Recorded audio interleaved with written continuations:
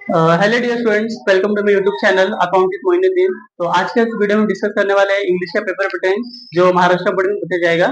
तो चलिए शुरू करते हैं आज का वीडियो। जैसे आप बोर्ड पे देख पा रहे हो, इंग्लिश का जो पेपर है वो पूछा जाएगा 80 मार्क्स के लिए। उसका पेपर पैटर्न आज हम डिस्कस करने वाले इस वीडियो में, ठीक है। जो पेपर पैटर्न 80 मार्क्स को उसको डिवाइड किया गया है 4 पार्ट में। पहला पार्ट जो पोर्शन होता है वो होता है प्रोज और पैसेज, जो 34 मार्क्स के लिए पूछा जाएगा आपको।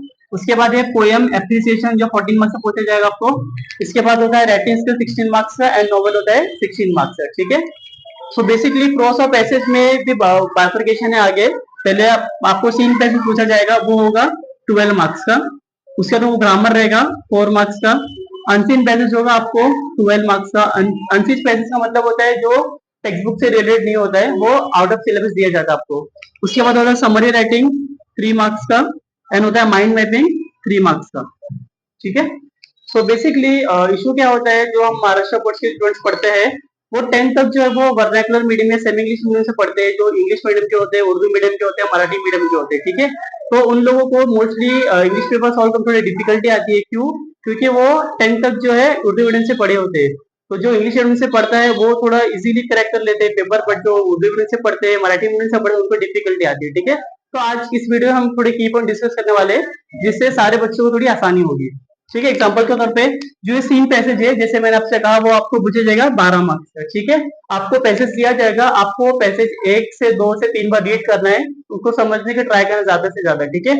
अभी जो 12 मार्क्स को दिख रहा है आपको, उसमें से जो है 6 to 8 मार्क्स के लिए जो आपको आंसर्स मिलेंगे ना, वो आपको पैसेज से ही दिया जाएगा। आपको ट्रू और फॉल्स पूछा जाएगा, मैच द कॉलम पूछा जाएगा, ठीक है। तो जो 6 to 8 मार्क्स का क्वेश्चन है आपको पैसेज में ही उसका आंसर छुपा होता है, बस आपको उसको रीड करके समझना है। 1 से 2 बार आपको रीड करना है, तो आप इजीली फाइंड आउट कर सकते हो।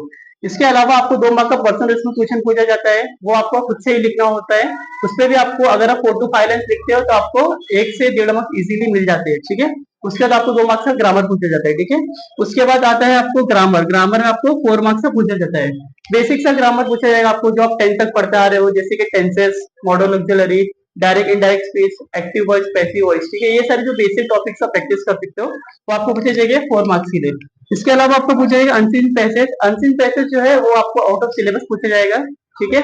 उसमें अगेन आपको जो 6 to 8 मार्क्स का आंसर थे वो आपको पैसेज में ही मिल जाएगा, ठीक है। तो आपको बस वो पैसेज रीड करके समझने का ट्राई करना है, 1 से 2 बार आपको रीड कर उसके रिगार्डिंग, ठीक है। एंड अगेन आपको इसमें 2 मार्क्स का ग्रामर पूछा जाएगा, 2 मार्क्स का पर्सनल रिस्पॉन्स क्वेश्चन। और लास्ट में आता है, सेकंड लास्ट आता है समरी राइटिंग। समरी राइटिंग क्या होता है दोस्तों, जैसे कि फ्रेंड्स, जो अनसीन पैसेज है हमारे, ठीक है, उसको आपको समरी में लिखना है। मतलब आपको उसको शॉर्ट करके लिखना है, आपको टाइटल देना है। जो भी अनसीन पैसेज आपको टाइटल फ्रेम करना है, आपको फिर उसका समरी शॉर्ट में करके लिखना होता है, ठीक है। अगेन ये थोड़ा सा इजी होता है, आपको सिर्फ उसको शॉर्ट करके लिखना है।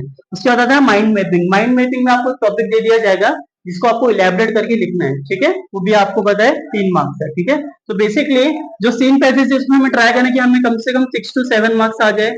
ग्रामर में हमें ट्राई करना है, इसमें अगेन हमें ट्राई करना है हमें 6 to 7 मार्क्स इजीली आ जाए। क्यों?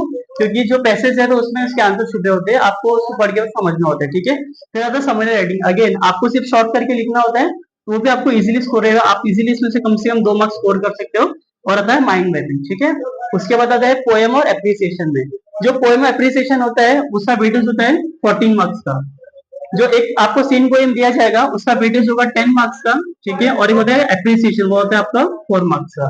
तो जो सीन पोएम जो होता है, अगेन आपको चैप्टर्स अगर आप देखोगे इंग्लिश सब्जेक्ट है, उसमें आपको 8 से 9 पोएम्स है, ठीक है। उसमें से आपको कोई एक सीन बेसिस पोएम दिया जाएगा, ठीक। और उसमें आपको सेकंड के लिखना होगा एप्रिसिएशन। सीन पोएम में अगेन आपको 5 क्वेश्चन दिए जाएंगे, उसमें से जो 2 से 3 क्वेश्चन थे उसके आंसर आपको पोएम ही मिल जाते हैं, ठीक है।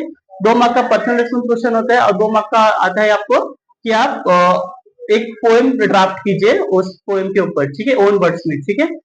दूसरा आता है आपका एप्रिसिएशन। एप्रिसिएशन भी आपको दिया जाता है टॉपिक, मींस जो 8 या 9 पोएम्स हमारे बुक में, उसमें आपको उस एप्रिसिएशन का समरी रेटिंग देता हूँ, ठीक है। तो आपको 8 या 9 पोएम की समरी रेटिंग एप्रिसिएशन आपको बाय हार्ट करके जाना है। अगर आप बाय हार्ट करके जाते हो तो आपको इजीली 2 से 2.5 मार्क्स मिल जाते हैं, ठीक है। उसके बाद हम आते हैं हमारे राइटिंग स्किल्स के ऊपर, जिसका वेटेज होता है 16 मार्क्स का। ये 16 मार्क्स को डिवाइड किया गया है 4 अलग अलग पार्ट में, ठीक है। तो पहला पार्ट होता है ड्राफ्ट, वर्चुअल मैसेज और स्टेटमेंट ऑफ पर्पस और ग्रुप डिस्कशन। अगेन ये 4 मार्क्स से पूछा जाता है आपको। 3 में से आपको कोई भी एक ही चूज करके लिखना है, ठीक है। तो अगर आप मेरे से पूछोगे तो तीन में से जो इजी होता है वो होता है ड्राफ्टिंग वर्चुअल मैसेज। आपको बेसिकली एक सिचुएशन दे दी जाएगी, उसको आपको कन्वे करना है किसी मैसेज के फॉर्म में, ठीक है। तो अगेन ये थोड़ा सा इजी फॉर्मेट होता है, ठीक है। अगेन आपको इसमें जो है एक डेट लिखनी होती है, टाइम लिखना होता है स्टार्टिंग में आपको, आप जिसको कन्वे कर रहे हो, डियर फादर मदर या जो भी आपको सिचुएशन दिया जाएगा, बीच में आपको 5 से 6 लाइन का एक मैसेज लिखना होता है और एंड में आपको थैंक यू लिखना होता है, ठीक है। आप इतना ही लिख देते हो तो आपको इजीली 2 या 2.5 मार्क्स इजीली मिल जाते हैं, ठीक है। उसके बाद सेकंड पे आते हैं हम ईमेल राइटिंग, रिपोर्ट राइटिंग और इंटरव्यू। अगेन आपको तीनों में से कोई भी एक ही टॉपिक करना है, ठीक है। तो अगेन ये भी आपको कितने मार्क्स से पूछा जाएगा, 4 मार्क्स ही, ठीक है। जो ईमेल राइटिंग है वो थोड़ा सा इजी होता है, क्यों? क्योंकि ईमेल का थोड़ा सा फॉर्मेट होता है, मैं आपको समझाना चाहूंगा। सबसे पहले आपको लिखना होता है टू, ठीक है। फिर आपको आता है सीसी कार्बन कॉपी, बीसीसी और सब्जेक्ट, ये चीज आपको लिखना होता है। फिर आपको डियर सर, रेस्पेक्टेड सर लिखना होता है। लास्ट में योर फेथफुल लिखना होता है, ठीक है। अगर आप सिर्फ टू मीन्स का जो नाम आपको मेंशन रहेगा वो लिखना होता है, सीसी बीसी सब्जेक्ट आपको पढ़ के समझ में आ जाएगा जो भी आपको दिया रहेगा ईमेल राइटिंग, ठीक है। और लास्ट में था योर फेथफुल। अगर आप इतना ही करके आते हो तो आपको 1 से 1.5 से 2 मार्क्स इजीली मिल जाते हैं। बीच में जो कंटेंट है आपको लिखना होगा as per the situation given in the exam, जो भी आपको ईमेल लिखने गया होगा आपको उसके हिसाब से लिखना होगा, ठीक है। इसके बाद वाला बोर्ड पोर्शन में लिख देता हूँ आपके लिए।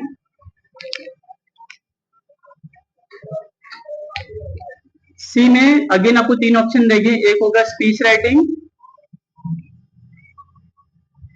सेकंड होगा आपका कंपेयरिंग और थर्ड होगा आपका एक्सपेंशन ऑफ आइडिया, ठीक है। अगेन आपको तीन में से कोई भी एक टॉपिक सेलेक्ट करना है, लिखना है। तो मेरे सजेशन से आप स्पीच राइटिंग में ध्यान दीजिए, क्यों? स्पीच राइटिंग में आपको इजी टॉपिक दिए जाते हैं, जैसे लास्ट एग्जाम में पूछा गया था ग्रीन रेवोल्यूशन, ऐसा आपको सिमिलर टॉपिक दिए जा सकते हैं, जैसे science and superstitions, health and hygiene, ऐसे आपको टॉपिक इजी दिए जाते हैं। तो आपको बेसिकली 3 पैराग्राफ लिखना है इसके ऊपर। पहला पैराग्राफ होता है इंट्रोडक्शन, सेकंड पैराग्राफ होता है मेन बॉडी और लास्ट होता है कंक्लूजन। अगर आपको एक ही पेज में लिखना है तो आपको इजीली 4 में से 2 मार्क्स मिल जाते हैं मिनिमम, ठीक है, अगर आप अच्छे से लिखते हो। कुछ चीजों पे आपको ध्यान देना है, जैसे कि आपको स्पेलिंग मिस्टेक को अवॉइड करना है, आपको ज्यादा कटिंग नहीं करनी है। अगर आप कट करते हो तो प्रेजेंटेशन थोड़ा सा खराब हो जाता है एंड एग्जामिनर और चांसेस है कि वो अच्छे से डीपली पढ़े, ठीक है। तो आपको थोड़ा सा नीट एंड क्लीन लिखना है, आप थोड़ा सा समय लेके लिखिए और अच्छे से लिखिए, ठीक है। कटिंग कुटिंग स्पेलिंग मिस्टेक को अवॉइड कीजिए आप, ठीक है। इसके बाद आता है सेक्शन डी, लास्ट।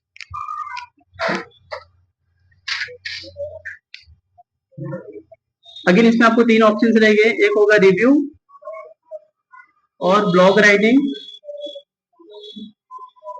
और होगा अपील, ठीक है। अगेन आपको तीन में से कोई भी एक टॉपिक ही लिखना है एग्जाम में। तो एज पर माई सजेशन आप अपील को चूज कर सकते हो या फिर आप ब्लॉग राइटिंग या रिव्यू को चूज कर सकते हो। अपील में आपको एक्सप्लेन कर देता हूँ। अपील में होता क्या है, आपको एक टॉपिक दिया जाएगा, जैसे कि ब्लड डोनेशन हो गया या फ्री एजुकेशन अवेयरनेस हो गई, ठीक है। आपको एक टॉपिक दिया जाए, उसमें आपको एक बॉक्स फ्री में थोड़ा सा आपको अट्रैक्टिव लिखना है, जैसे कि आप पैम्पलेट वगैरह देखते होंगे, जब कोई फ्री चीज मार्केट में इंट्रोड्यूस की जाती है, अवेयरनेस किया जाता है, तो कैसे लिखा जाता है आपको अट्रैक्टिव वे में, ताकि लोग उसको पढ़े समझे, ठीक है। वैसे आपको अपील लिखना है, ठीक है। अगर आप इसको करते हो तो आपको इजीली 2 मार्क्स मिल जाते हैं, ठीक है। 1 से 2 मार्क्स इजीली मिल जाते हैं, ठीक है। और लास्ट में हमारा क्वेश्चन आता है नॉवेल, ठीक है। अभी जो नॉवेल क्वेश्चन वो पूछे आपको 16 मार्क्स के लिए, ठीक है। प्लस पॉइंट इसमें ये होता है, आपको टेक्स्ट बुक में सिर्फ 4 ही नॉवेल्स है, ठीक है। आपको चारों ही नॉवेल्स को समझना है और आपको पढ़ के जाना है। जो टेक्स्ट बुक के पीछे क्वेश्चन आंसर है वो आपको इजीली उसको पढ़ के जाना। अगेन ये थ्योरी है, ठीक है। ये 16 मार्क्स अगेन आपके हाथ में है, अगर आप उसको पढ़ लेते हो, याद करते हो, समझ के ले लेते हो, तो आपको एज अ क्वेश्चन आंसर ही दिया जाता है, तो आपको लिखना होता है, ठीक है। इसमें कोई भी आपको ग्रामर नहीं पूछा जाएगा, ना ही को आपको पैसेज दिया जाता है, ठीक है। तो बेसिकली बच्चों के लिए थोड़ा सा इजी पड़ता है। अगर आप 16 मार्क्स का पढ़ के जाते हो, 4 नॉवेल आप पढ़ के जाते हो, तो आप इसमें इजीली स्कोर कर सकते हो 10 से 12 मार्क्स से, ठीक है। सो शुरू करते हैं ये वीडियो। आई होप आपको वीडियो पसंद आया होगा, ठीक है। अगर आप हमारे चैनल पे नए हो तो लाइक और सब्सक्राइब और शेयर कीजिए, ठीक है। इसके अलावा अगर आपको किसी और सब्जेक्ट का पेपर रूटीन चाहिए तो आप मुझे कमेंट में मेंशन कर सकते हो, मैं आपको उसके ऊपर भी एक वीडियो प्रेजेंट कर दूंगा, ठीक है। Thank you.